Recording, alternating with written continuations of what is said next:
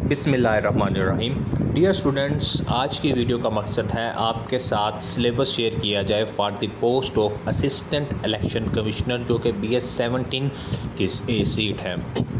इस हवाले से मुख्तलिफ सर्कुलेट कर रहे थे सिलेबस व्हाट्सएप ग्रुप्स में, जो कि आउटडेटेड सिलेबस था। प्रीवियस सिलेबस पिछली सीट का शेयर किया गया था, लेकिन अभी इलेक्शन कमीशन ने अपनी वेबसाइट के ऊपर लेटेस्ट अपडेटेड सिलेबस शेयर किया है।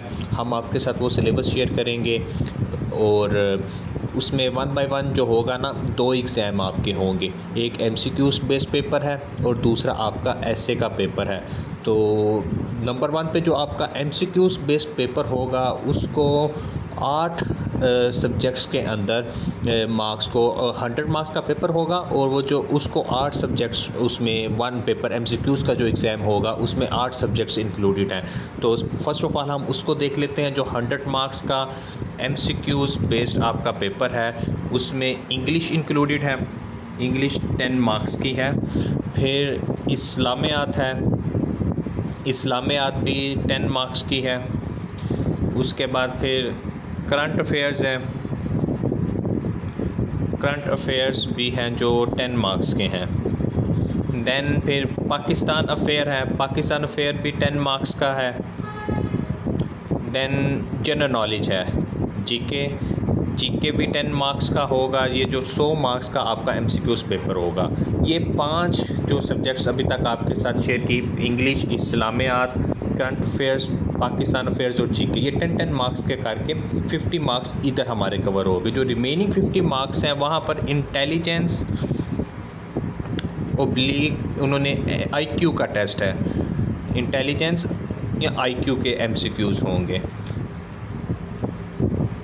इंटेलिजेंस या IQ। और ये जो इंटेलिजेंस वाला पोर्शन है, ये 15 मार्क्स का टेस्ट होगा। उसके बाद फिर कॉन्स्टिट्यूशन ऑफ पाकिस्तान से 15 मार्क्स का पेपर आएगा।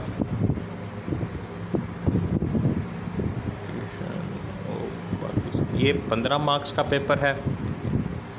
फिर 20 मार्क्स का जो पेपर है वो आएगा इलेक्शन एक्ट 2017 से। तो यूँ कुल मिलाकर ये जो 20 मार्क्स का पेपर होगा, यूँ कुल मिलाकर 100 मार्क्स का ये पेपर है। एक दफ़ा फिर हम देख लेते हैं। English 10 marks, Islamia 10 marks, current affair 10 marks, Pakistan affairs 10 marks, GK 10 marks, IQ level और जो इंटेलिजेंस का होगा 15 मार्क्स के, ये MCQs होंगे। फिर कॉन्स्टिट्यूशन ऑफ पाकिस्तान के 15 मार्क्स होंगे। उसके बाद इलेक्शन एक्ट 2017 होंगे। तो इसमें जो है पासिंग मार्क्स जो उन्होंने बताया है 60%, यानी कि 100 में से जो 100 मार्क्स का आपका MCQs बेस्ड पेपर होगा, उसमें से आपने कम से कम 60 नंबर लाजमी लेने हैं, अदरवाइज़ आप फेल होंगे। तो एक तो ये आपका MCQs बेस्ड पेपर है। फिर दूसरा आपका इंग्लिश एसे राइटिंग का पेपर है, इंग्लिश एसे राइटिंग का पेपर है। तो इंग्लिश एसे राइटिंग का जो पेपर है, इसमें जो उन्होंने इंस्ट्रक्शंस ऑफिशियल सिलेबस में आपके साथ शेयर की हैं, उसमें है कि आपने 1500 वर्ड्स का एसे लिखना होगा।